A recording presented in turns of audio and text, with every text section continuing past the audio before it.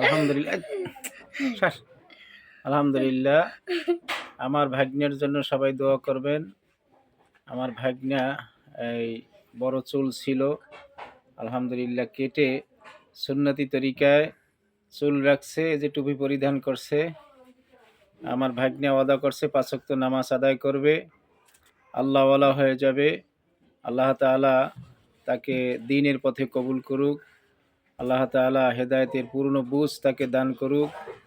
ভাগ্নাকে নামাজের কথা বলেছি, আখিরাতের কথা বলেছি। ভাগ্নায় ওয়াদা করেছে হাতে হাত দিয়ে যে মামা আমি নামাজ পড়ব।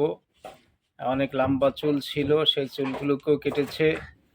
আলহামদুলিল্লাহ। প্যান্ট শার্ট ছিল, এরপরে জিন্সের ছিল, সবগুলোকে না পরার জন্য আদা করেছে। আমরা সকলে ভাগ্নের জন্য দোয়া করব যাতে আল্লাহ রাব্বুল আলামিন তাকে যেন সঠিক পথে চলার তৌফিক দান করেন।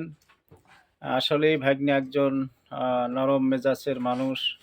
আল্লাহ যেন তাকে দ্বীনের পূর্ণ বুঝ দান করেন এবং সঠিক পথে আরও মানুষদেরকে ডেকে ডেকে তার বন্ধু বান্ধব যারা আছে সবাইকে ডেকে যেন নামাজে আনতে পারে।